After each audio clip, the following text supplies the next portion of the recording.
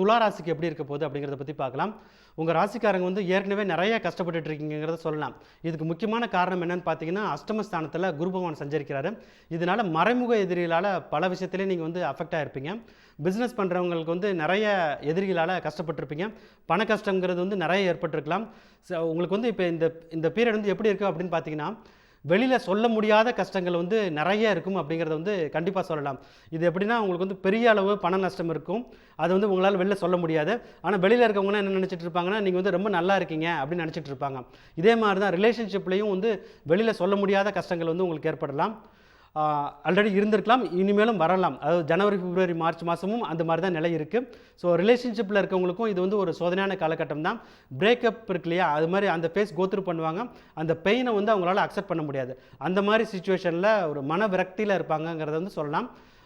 குறிப்பாக இள வயதில் இருக்காங்க இல்லையா, ஸோ ஸ்டூடெண்ட்ஸாக இருக்காங்கல்ல, அவங்களுக்கு வந்து இது வந்து மிகவும் சோதனையான காலகட்டங்கிறத சொல்லலாம். ஏன்னா நிறைய வந்து அவங்க எவ்வளோ தான் எஃபர்ட் போட்டாலுமே வந்து அந்த அளவுக்கு கிரேட்ஸ் வந்து வராது. அதுக்கு முக்கியமாக வந்து அவங்க எல்லாமே கரெக்டாக தான் பண்ணியிருப்பாங்க. ஆனால் அந்த எக்ஸாம் நடக்கிற அன்னைக்கு வந்து அவங்களுக்கு வந்து உடம்பு சரியில்லாமல் போயிடும். அதனால அவங்களுக்கு வந்து கிரேடு குறைய ஆரம்பிச்சிடும். அதே மாதிரி அவங்களுடைய அசைன்மெண்ட் பேப்பர் வந்து கொடுத்துருப்பாங்க, அது டீச்சர் வந்து மிஸ் பண்ணிவிட்டு அதனாலையும் கிரேடு குறைய ஆரம்பிச்சிடும். இதனால் அவங்க எந்த தப்புமே பண்ணாமல் ஆனால் தண்டனை மட்டும் கிடைக்கக்கூடிய ஒரு காலகட்டமாக தான் துளாராசிக்கு இந்த வருஷம் தொடங்குது.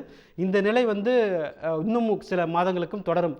அதாவது ஜனவரி, பிப்ரவரி, மார்ச், ஏப்ரல், கிட்டத்தட்ட மே மாதம் வரைக்குமே வந்து இந்த நிலை வந்து தொடரும். அதனால் எந்த ஒரு ரிஸ்க்குமே வந்து நீங்கள் வந்து எடுக்காமல் இருக்கிறது நல்லது.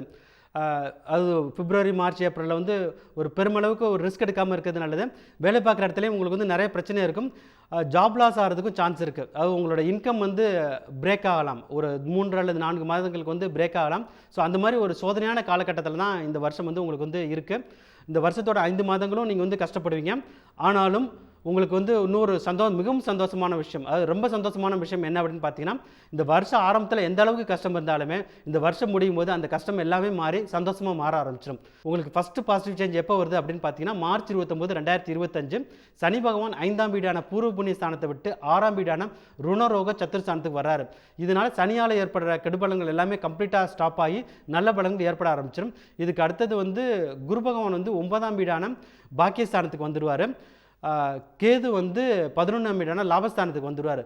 மொத்தத்தில் பார்த்தீங்கன்னா 4 கிரகங்கள், ராகு, கேது, குரு, சனி, 4மே வந்து உங்களுக்கு வருஷத்தோட தொடக்கத்தில் வந்து நல்ல நிலையில் இல்லை. ஆனால் மே மாதம் 20ஆம் தேதிக்கு பிறகு 4 கிரகங்களுமே நல்ல நிலைக்கு வந்துடுறாங்க. அதனால வருஷத்தோட ஆரம்பத்தில் எவ்வளோ தான் கஷ்டம் இருந்தாலுமே ஜூன் மாதத்துக்கு அப்புறம் எல்லா கஷ்டமே குறைய ஆரம்பிச்சிடும். உங்களுக்கு ஏதாவது ஒரு நிறைய ஃபெயிலியர்ஸால் உங்களுக்கு வந்து தன்னம்பிக்கை வந்து குறைஞ்சிருக்கலாம். அந்த தன்னம்பிக்கை வந்து ஃபஸ்ட்டு வர ஆரம்பிக்கும். ஜூன், ஜூலை மாதத்தில் வந்து நல்ல பாசிட்டிவ் எனர்ஜி வந்து உங்களுக்கு கிடைக்கும். தேக ஆரோக்கியம் நல்லா இருக்கும். ஒரு ஆன்சைட்டி, டிப்ரெஷன் இதெல்லாமே கோத்ரூ பண்ணவங்க அந்த மன உளைச்சலிருந்து கம்ப்ளீட்டாக வெளில வந்துடுவாங்க. உறவு நிலையும் ஏற்படும். அதாவது சில பேர் வந்து டிவோர்ஸ் கேஸ் கூட கோத்ரூ பண்ணியிருந்துக்கலாம். அவங்கெல்லாம் வந்து ஜூன் மாதம் வந்து திருப்பி நீங்கள் ஒன்றா உட்காந்து பேச ஆரம்பிச்சிங்கன்னா அந்த மேரேஜை வந்து சேவ் பண்ணிட முடியும். அந்த அளவுக்கு டைம் வந்து சூப்பராக இருக்குது அப்படிங்கிறத கண்டிப்பாக சொல்லலாம். ஸோ ஒரு 5-6 வருஷமாகவே மேரேஜ் ட்ரை பண்ணி மேரேஜ் ஆகலேன்னு வருத்தப்பட்டு இருந்தவங்களுக்கெல்லாம் வந்து ஜூன் மாதத்துக்கு அப்புறம் ரொம்ப சீக்கிரமாகவே வந்து அலையன்ஸ் ஃபிக்ஸ் ஆகிடும். நல்ல ஒரு அலையன்ஸும் கிடச்சி மேரேஜுமே வந்து உங்களுக்கு இம்மீடியட்டாகவே நடந்துடும். அதாவது ஆகஸ்ட், செப்டம்பர், அக்டோபர் மாதத்துலேயே வந்து மேரேஜும் நடந்துடும். அந்தளவுக்கு வந்து உங்களுக்கு வந்து டைம் சூப்பராக இருக்கும். வேலை வந்து ஃபஸ்ட் ஹாஃபில் வந்து உங்களுக்கு வந்து ஜாப் லாஸ் ஆயிருந்தால் கூட செகண்ட் ஹாஃபில் வந்து சூப்பரான ஒரு ஜாப் ஆஃபர் கிடச்சிடும். ஸோ மொத்தத்தில் எந்த விஷயத்தை தொட்டாலுமே அது வந்து செகண்ட் ஹாஃபில் வந்து சக்ஸஸ் தான்.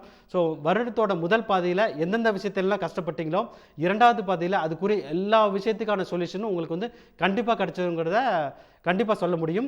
உங்கள் ராசிக்கு ஒரு நல்லது ஒரு பரிகாரம் என்ன அப்படின்னு பார்த்தீங்கன்னா, முதல் பாதியில் வந்து இருக்கக்கூடிய கஷ்டத்தை வந்து நீங்கள் வந்து கிராஸ் பண்ணுறதுக்கு சிவபெருமானை வழிபட்டு வந்தாலே போதும். அதுக்கப்புறம் வந்து உங்கள் ஊருக்கு பக்கத்தில் எந்த இடத்துல இருந்தாலுமே சரி, உங்கள் வீட்டுக்கு பக்கத்தில் இருக்க நவக்கிரக கோயிலுக்கு போய் வியாழக்கிழமை மற்றும் சனிக்கிழமை வந்து விளக்கேற்றி சாமி கொண்டு வந்தாலே இந்த வருஷம் முழுவதுமே உங்களுக்கு வந்து நல்லா இருக்குங்கிறத கண்டிப்பாக சொல்லலாம்.